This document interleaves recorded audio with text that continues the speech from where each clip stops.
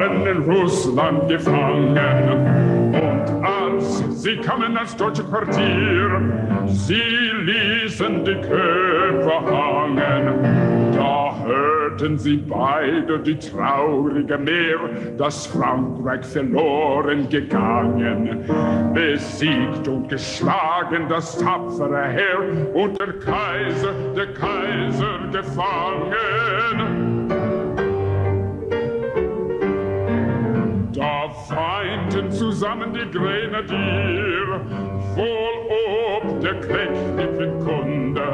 Der eine sprach, wie weh wird mir, wie brennt meine alte Wunde.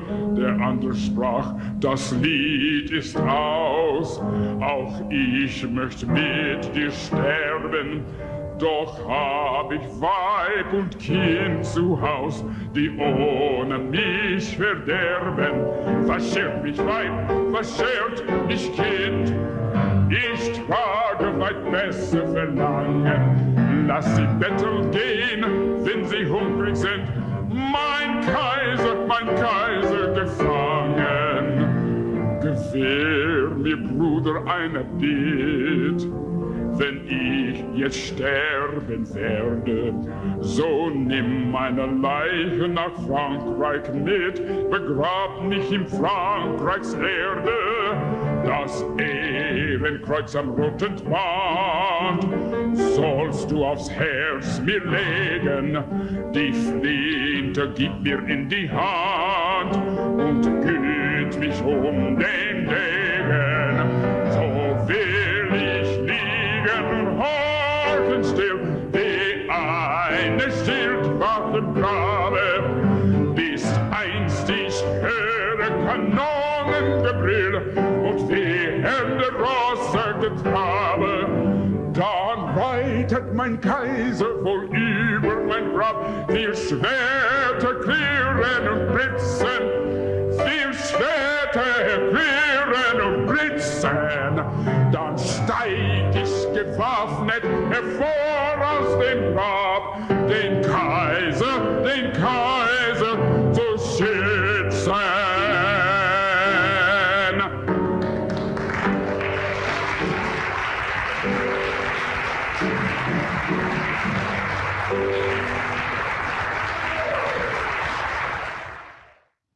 We need not be so tragic as the deluded grenadiers were in our time. But in order to avoid that fate, the transatlantic nations must reject the axioms of empire. How can those axioms be changed? Lyndon LaRouche, who forecasted this moment, both named that empire and identified how it could be defeated. So the way the British Empire functions is like the Persian host. Inside the Persian host, you had an inner core of fighters who were called the immortals. These were the sons and daughters of leading Persian families, generally oligarchical families, whose sons and daughters would take up a military profession as the Achaemenid fighters, corps. But the Persian Empire had a limited number of the so-called immortals with their basket-work shields. Most of the Persian Empire was composed of a host of auxiliaries, of like Napoleon's horde marching into Russia in 1812. An army of not French, but mercenaries, auxiliaries. The power of the British at the core, they're very powerful at the core. Very tough at the core. Of course, you got a lot of laws and goofs and so forth around there, but you got a few inner core who really knows what's going on. They're dangerous. But like the Persian Empire, the British Empire is a Babylonian host, ruled by the whore of Babylon, reincarnated in the form of the mad cow who sits on the throne over there. So therefore, when you get into a period where all of these auxiliaries, admirers in the financial community, and you got to see these goofballs that run the trust funds in New York City these days, they're absolute goofballs. Read the Wall Street Journal. There isn't a brain in the joint. They're all babbling idiots. But the British depend upon their auxiliaries, There are auxiliaries in every country. The prostitutes who are owned by the British, who suck up to the British, who would think the greatest thing in the world to stand within 6 meters of the Queen. Now, these are the auxiliaries. These are the Persian host. Come a financial crack. All of these idiots start jumping out of windows and doing other wild things. They are routed, self-routed, by the breakdown in their dream, their delusion. So at that point, the inner core, while it's still tough and dangerous, its auxiliaries aren't functioning so well. That is the time you defeat them. Such a victory cannot be successfully accomplished, however, unless an international group of thinkers resurrects an earlier form of international association that was founded prior to the American Revolution and was actually responsible for it. France, Germany, Poland, Spain, Italy, and importantly, Catherine the Great's Russia were all very involved in making the American Revolution possible. Ironically, recently, Russian President Vladimir Putin's references to Peter the Great, whose great northern expedition was comparable to the search in America for the Northwest Passage, may point to a natural area for strategic engagement of Russia, the United States, and China of an utterly different nature than the disastrous geopolitics pursued by today's United States State Department.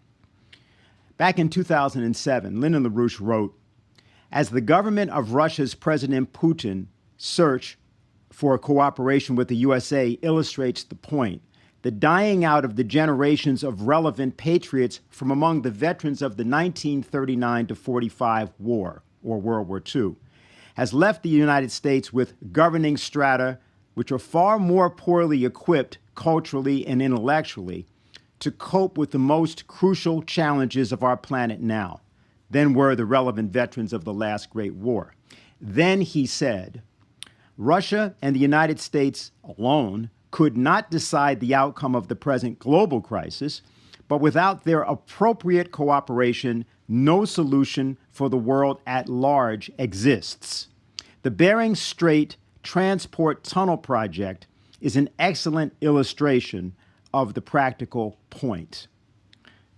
This map, prepared by the Schiller Institute's Hal Cooper many years ago, shows the World Land Bridge from the vantage point of the Bering Strait project, which was first proposed by Danish explorer Vitus Bering and inspired by Peter the Great, whose 350th anniversary is celebrated this year.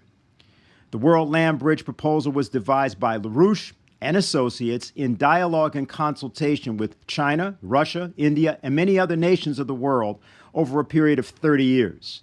This is the path forward, the economic development basis for a new world security architecture, not NATO and not geopolitics. To discuss this new paradigm for humanity and how we will achieve it, it is my honor to introduce the founder and head of the Schiller Institute, Helga Sepp-LaRouche. Her speech is titled, "Let's Win Mission Impossible or Find Another Planet." Good morning, Helga. Hello. Ladies and gentlemen, dear friends of the Schiller Institute all over the world, imagine you are sitting in a high-speed train which is going at 1,000 miles an hour.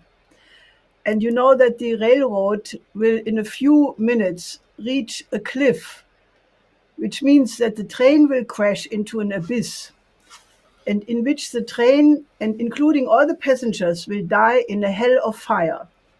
And you know that the engine driver is totally mad and will do absolutely nothing to prevent a certain train wreck. That is approximately the situation the people of the United States, of Europe, and unfortunately the entire world as a result, find themselves in, only that it is much worse, because the train wreck is actually a nuclear war. And the hell of fire is actually 5 times hotter than the center of our sun, which is 100 million degree Kelvin, because that is the temperature caused by a nuclear explosion.